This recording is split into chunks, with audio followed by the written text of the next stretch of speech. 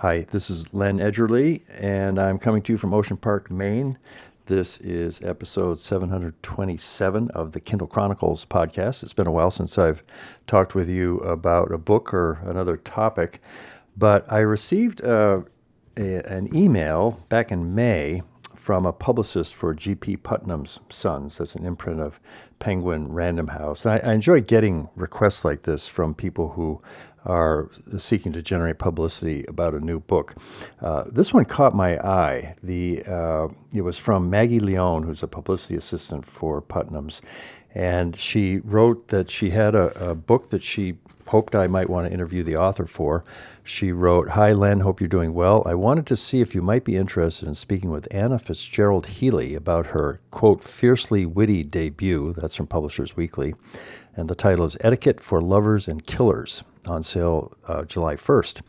And she describes it as a twisty and feel-good, cozy mystery. Let me know if you'd like to receive a copy, or you can start reading here. She describes it as a dishy mid-century noir set along rocky coastline of 1960s Maine. Well, that was the hook, because here I am on the coast of Maine, and I thought, a debut novel set on the coast of Maine. And further, she said it's an intoxicating cocktail of stalking, blackmail, jello salads, and champagne secrets that follows Billy McCady, a restless young woman who's just wishing something interesting would happen in her tiny New England town when she suddenly stumbles across a crime of passion. A good pitch by the publisher's publicity assistant from Putnam. I wrote back and said, yes, I would like an advanced reader copy, an ARC, and I read it with pleasure.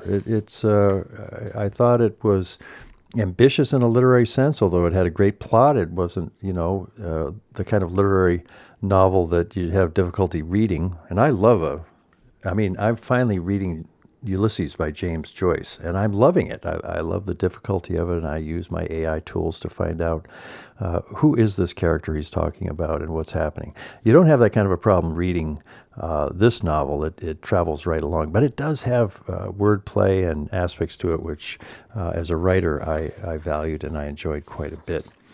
I spoke with Anna last week. That was on, let's see, what day did I talk to her? Monday, July 14th, Bastille Day, my cousin Peter's birthday. And I asked her to start out by reading the prologue to the novel. It opens with a prologue that sort of sets the stage and makes you curious about what's going to happen. So here she is reading the prologue, and then we had a conversation about a half an hour, and I'll give you some thoughts about it after you listen to the interview. I hope you enjoy it. Prologue. Private Pursuits. The fire has burned down to a single flame, flitting across a bed of ash. Shadows dance over the ceiling. They twine around each other and then dart away, like lovers with commitment issues. "Will you tell me something?" he asks. His voice is deep and conspiratorial as he traces the line of her ribs with his fingertips. Her long red hair pools across the pillow. "Anything," she whispers. "But I can't promise to tell the truth. Gertrude, just put me out of my misery. Tell me who else you're sleeping with." "Everyone," she giggles. Her laughter seeps into the velvet drapes and the brocade cushions, dampened by the room's oppressive elegance. That's the thing about old money. It hides things. It takes each ugly truth, salacious lie, brutal kiss, and tepid embrace, then swallows them whole. "Now my turn. A guilty secret, please. What's the worst thing you've ever done or ever wanted to do?" she asks as she studies the naked jealousy on her companion's face. "Kill you," he says, then grabs her wrists and presses them back against the headboard. "I love it when you talk dirty to me."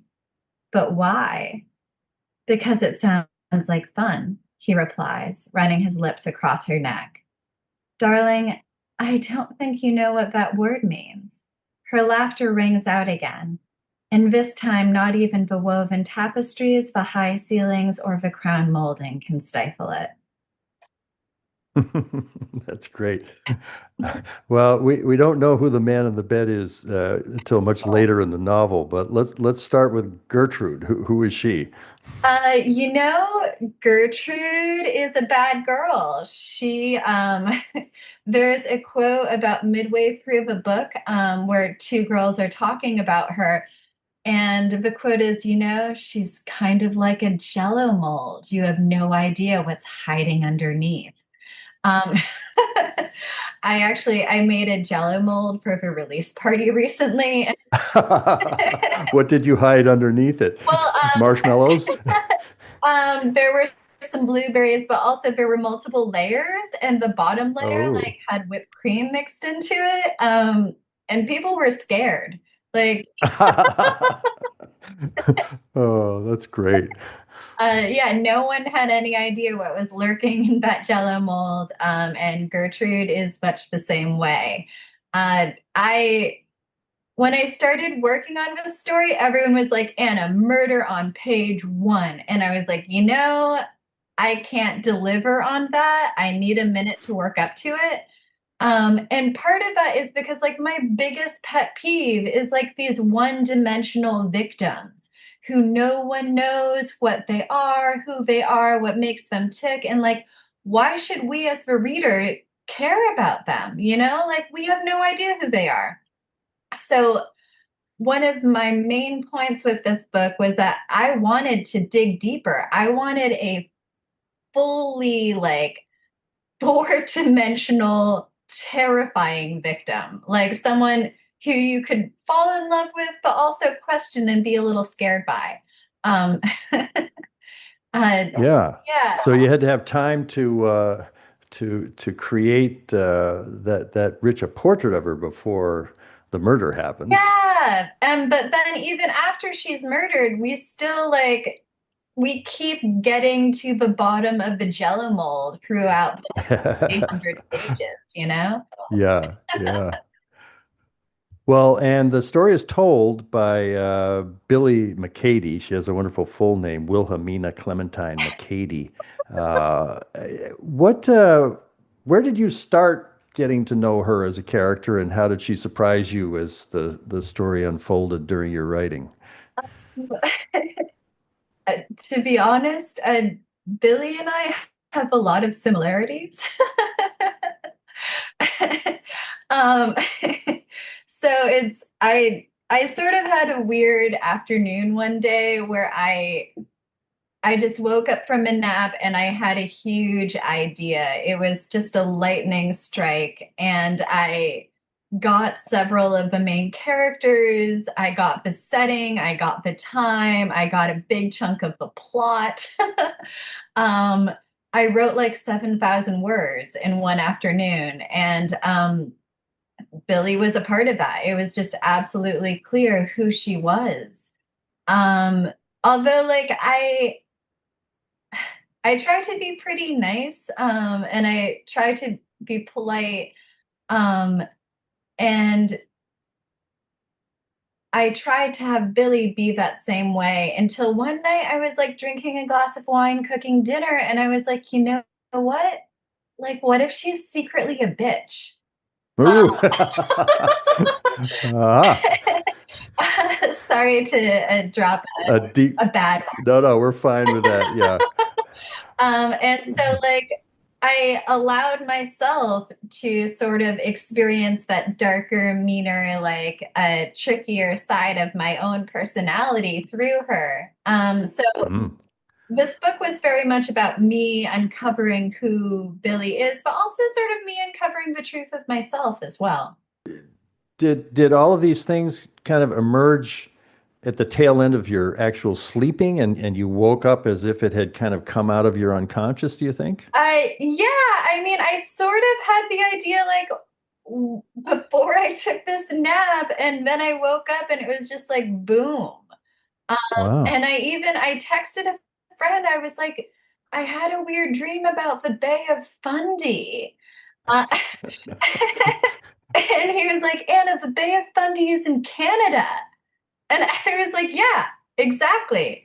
So like Passamaquoddy Bay is the very bottom of the Bay of Fundy. So how far is it from Eastport? The Passamaquoddy Bay surrounds Eastport. And the Bay of Fundy, because that's the place where the tides are so crazy Well, high and that's low, right? in Eastport as well. There is a 28-foot tide. It's the Oh, wow. craziest tide in, I think, in the nation. Yeah, that's what I've always heard too. Yeah. Yeah, Huh. and so like Passamaquoddy Bay is the very bottom of the Bay of Oh, I Fundy. didn't realize that. Huh. And so did Avery arrive there right after the nap as well? Avery Webster, And he was there at the start of all this. actually, it took me maybe like a week to build up to him, but I see. he's been there from almost the very beginning. Billy, you're sort of dealing with your own persona and then exploring the dark side, which is cool. How about Eastport? Did you grow up there or near there, or how close were you to the geography of the story? Um, so my grandfather had a dilapidated boat slash refrigerator repair shop Uh-huh. on the main street in Eastport, and we would go there every summer to visit him. But I grew up, I think it's like 2 hours down the coast in Bar Harbor. Oh yeah. Yeah, Hmm. Acadia National Park. Um, Right. Yeah. yeah, Beautiful. it's a Hmm. beautiful place. And my dad's cousins, they have a lovely camp on Boyden Lake, which is another Hmm. location in the book. Right. Um, Yeah. and it was just such a delight to get to explore these locations from my childhood. And Eastport is a little run down right now. It's not Hmm. looking its best. Yeah. But to sort of imagine it when it was thriving and when it was like fully realized. I, And this would have been the 60s would have been more of its heyday. yeah, I think its heyday was actually more like 1900, but it was looking better in the 60s. Etiquette is a wonderful theme in the book, and it's in the title and the whole thing. And I think you mentioned that you always try to be well behaved and except when you're being Billy's darker side. Have you been interested in etiquette from when you were young, or what role does etiquette play in your life, and how did you repurpose it for this story? It's funny. I feel like in many ways, like the whole writing process was always just like, it wasn't about building up the story. It was about refining it, like getting it down to that kernel of truth. And etiquette was a never theme from my like 7,000 word afternoon. Hmm. And I grew up with that book, the Amy Vanderbilt book, and it was my grandmother's. And I didn't really realize what etiquette meant when I was like 8. I was like walking around balancing the book on my head. Um, Yeah, for the posture yeah, exercise, yeah, right? I was like, this is my etiquette, my posture. Oh, God. Well, did she give it to you or you found it in her house? How did it I come into your it hands? was we took it. Oh, well, what's the etiquette of that? Stealing a book from your grandmother.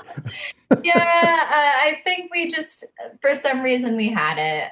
But Oh, wow. I think it was the family copy. And I just, it was definitely a memory that I associated with my grandmother and like with that, my childhood, that time of my life. And Yeah. I, yeah, I had a few quotes from Amy Vanderbilt, like at the very beginning. And then when Billy discovers Gertrude's body initially, there's this line like, "This is an etiquette nightmare." Like, what is the proper response when you discover a dead body at a social function? Um, Hmm. and that sentence or paragraph was in there from draft number 1. And Ah. my agent spotted it and she's like, I love this. And she's like, Hmm. can we dive deeper into it? And then cut to like many drafts later, it's in the title, it's right here.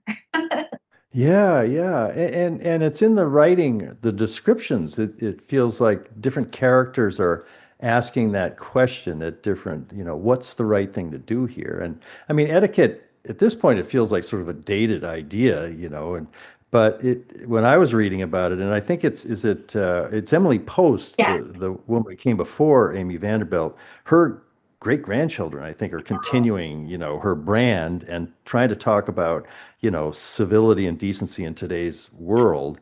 Uh, but as I was reading the book, I just realized I may not call it etiquette, but we're trying to figure the answers to those questions as we navigate life in 2025, and no matter what age we are. Yeah, how do we be polite and kind to each other? How do we conduct ourselves in a gracious manner, especially with the world absolutely insane around us, like where Yeah, do we find that balance in the center of it? Um, yeah. yeah, it's something I think about a lot. Hmm. Yeah, Did you learn anything about it in writing the book? I've studied Emily Post and Amy Vanderbilt like wild. I've gone through both of those books, and yeah, there's a lot of wisdom there, and there's also a lot of, I think, space, like people giving themselves the space and time to consider things properly and to also just go out of their way to be nice to other people. Hmm. Um, Yeah. which sounds like counterintuitive when it's a book about murder. Yeah. But I think like what makes life interesting is the dichotomy of it all, like because one of the characters is the most civilized but uncivilized person that Billy has ever met.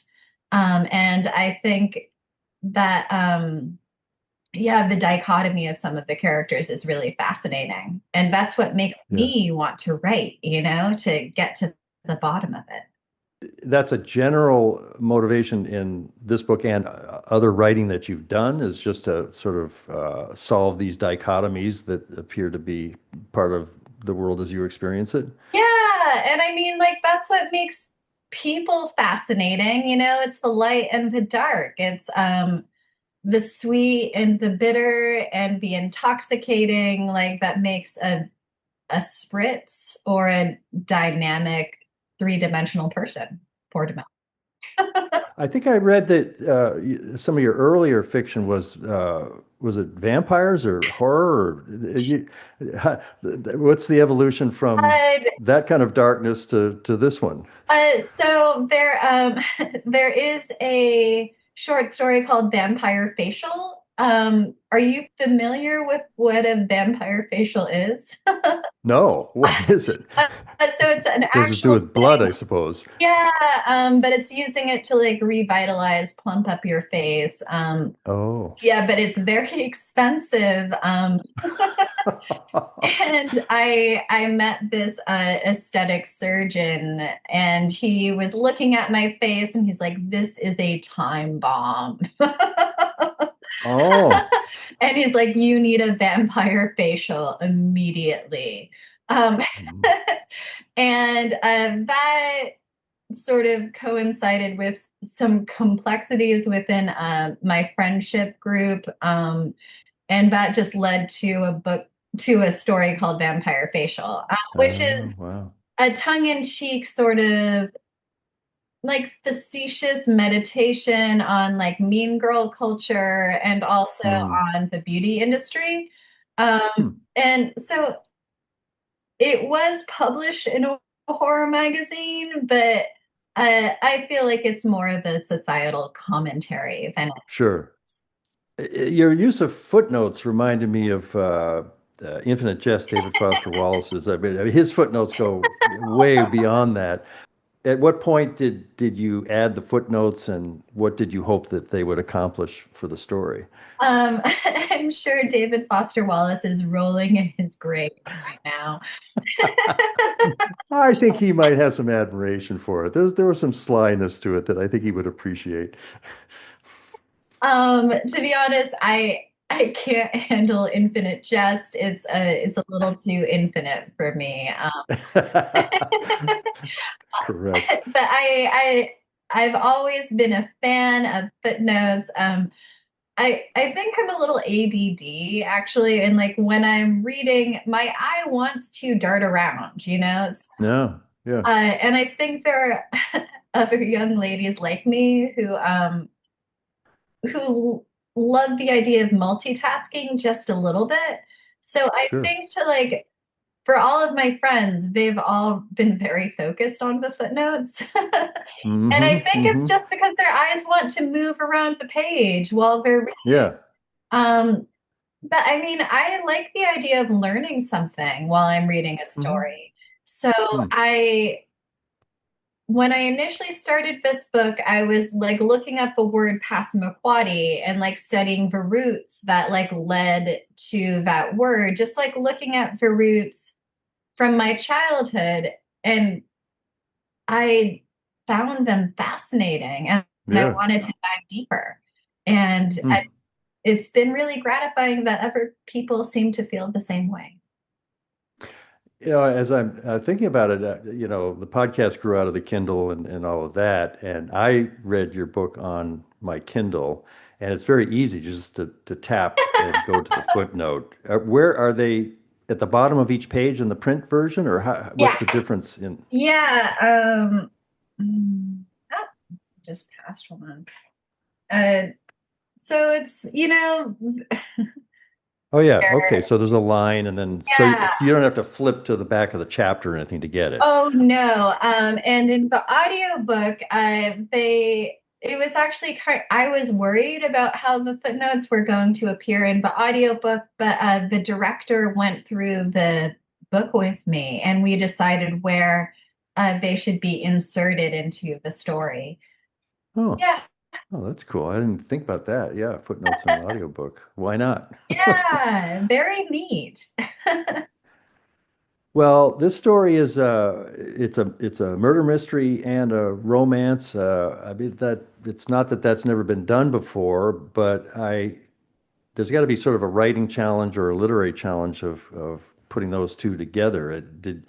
Did you sort of think of them at the same time, or which came first, the murder or the romance? How did those two play with each other as you were writing it? They came at the same time, Mm. and they've both been very important to me. But I have felt like I've had to fight for the romance a bit more, but I think that made me fall for it even more. Mm-hmm. Mm-hmm. And then one of my editors, the editor at Putnam, she was like, "What is the most important element of this story to you?" And I was like, "The romance," because Mm. like that's what keeps me like gets me hot and bothered. Like that's Mm-hmm. what keeps me invested in the characters. And I think I started reading mysteries maybe about like 7 years ago. I hadn't read them before.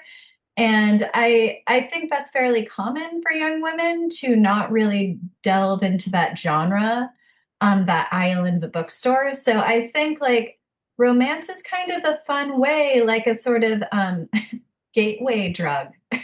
Yeah, right. Yeah, it's the bait. Yeah, to make the mysteries a little more accessible to a Hmm. whole new type of reader. Hmm. It also feels in some ways like a literary book. Do you consider it literary fiction as well? I read that question when I was prepping for this, and I was like, "Ooh, look at all the compliments." I mean, I love literary fiction. I also love fiction that's a little more bare bones. Sure. Often with the mystery genre, it's kind of uncommon to find a literary book. Um, Hmm. Although, of course, like Rebecca is literary fiction, but it's Hmm. also a mystery.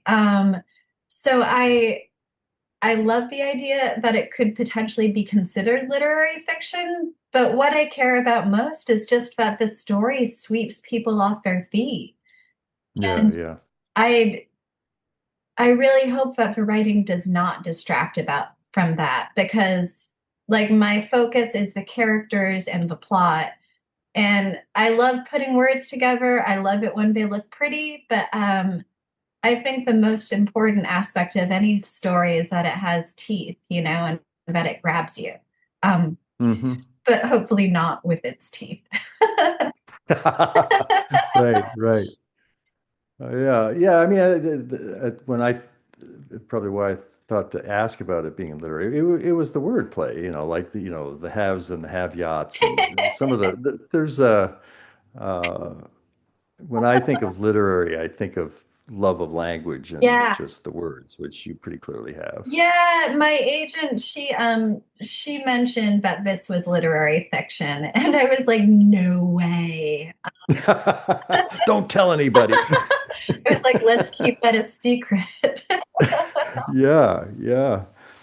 Well, I didn't put it in the questions that I sent to Maggie and all, but afterwards I was thinking you wrote this sort of as AI is, everywhere and ChatGPT and all that, and I've seen some interesting writing by authors as to, how they're using it or what they think of it. But what's been your experience of these tools since they came out of nowhere right about the time you were probably writing the book? Um, I do not play that game.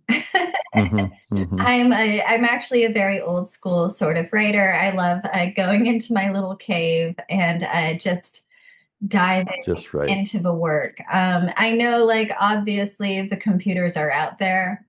The computers want to take my job, but I will follow my heart, and hopefully that's enough to keep people excited about words that are put together by other people. And Are you writing longhand when you're writing or on a computer? I'm on a computer, but yeah, I don't mess around with AI or anything. Yeah, yeah. Oh, that makes sense. I mean, there's some mystery to writing, and I think that the whole question of what's human and what isn't is a kind of a important question for a writer, I think. So Yeah, I can see feeling pretty cautious about it. yeah, I love going on the journey with my words and being surprised by where they take me. And I think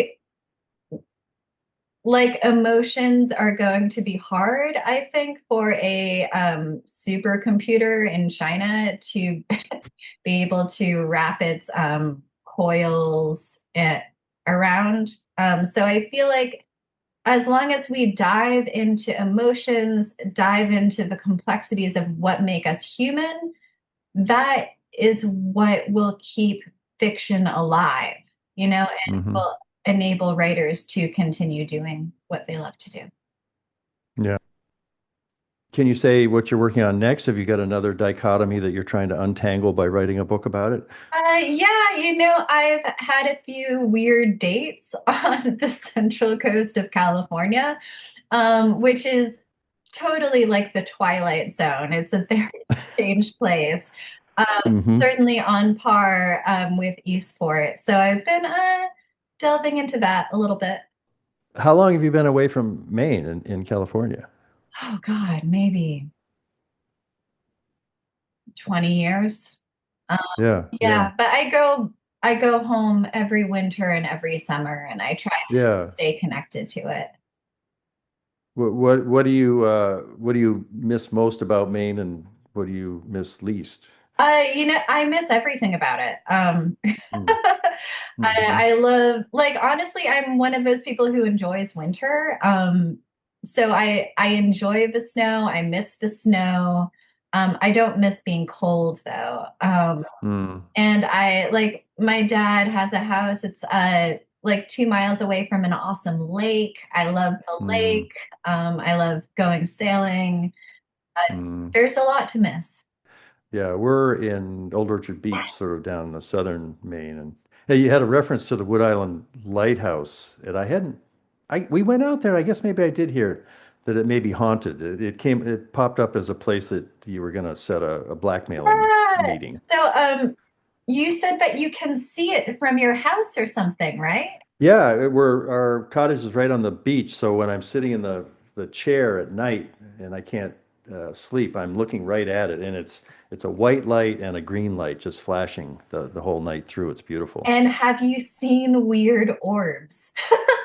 Weird orbs. Oh man, I'm gonna have to start. Is that what the ghosts are? How they are presenting themselves?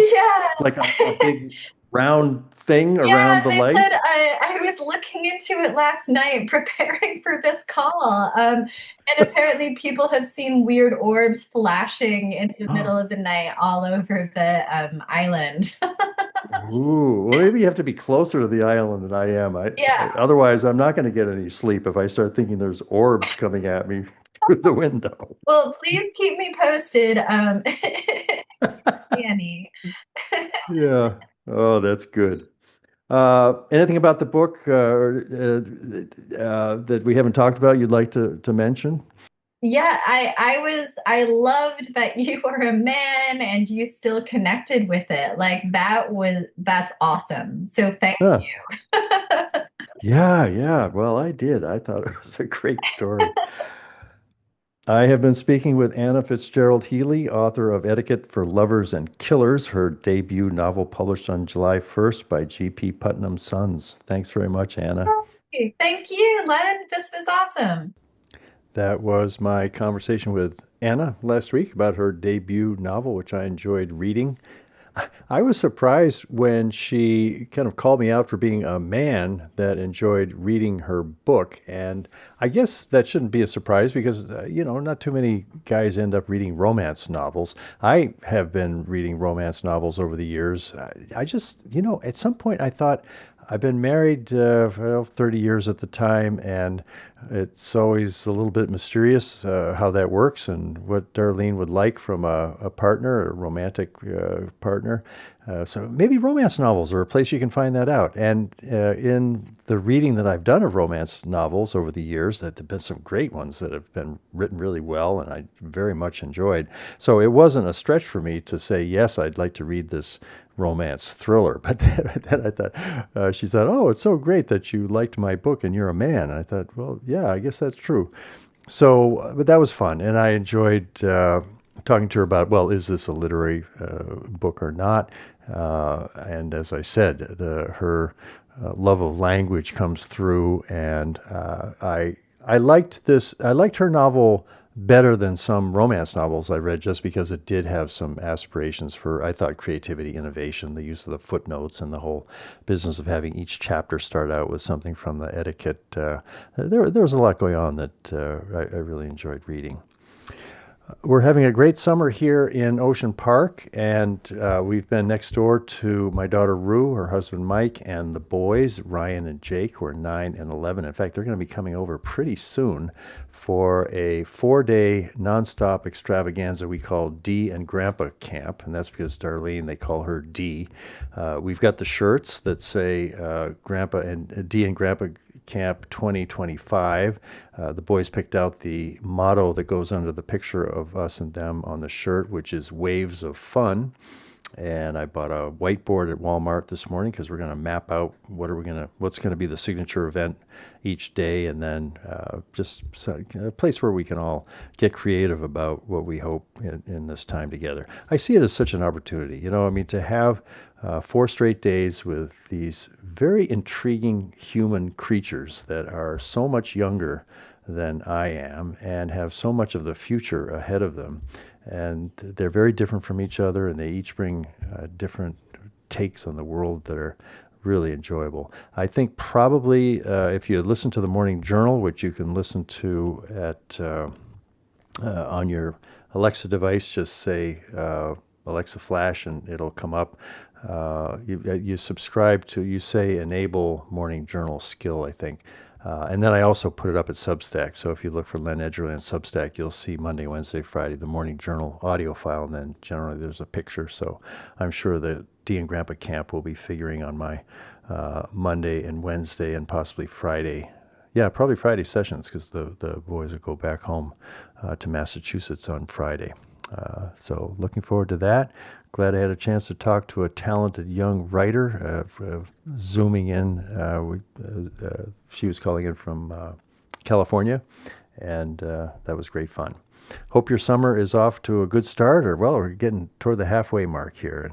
And it's been nice talking with you, and you never know when there'll be another episode of the Kindle Chronicles that'll drop. If some publicist dangles something intriguing in front of me, I'm liable to say, you bet, send me an ARC. I'd like to talk to another author, or talking about Amazon and different things. I haven't had my Alexa Plus update yet, and I put in for it, and I just keep waiting for when my devices here will be as smart as ChatGPT and Grok and the rest of it. But I think I've seen that there's 1 million people that have had this update, so it's being rolled out, I suspect, quite carefully, because there's huge risks to all of a sudden putting ChatGPT-like AI intelligence into one of these devices that is managing people's homes and stuff like that. So I keep waiting, and one of these days I'm going to be talking to Lady A in a more sustained way than I can at the moment. Thanks for listening. Have a great day.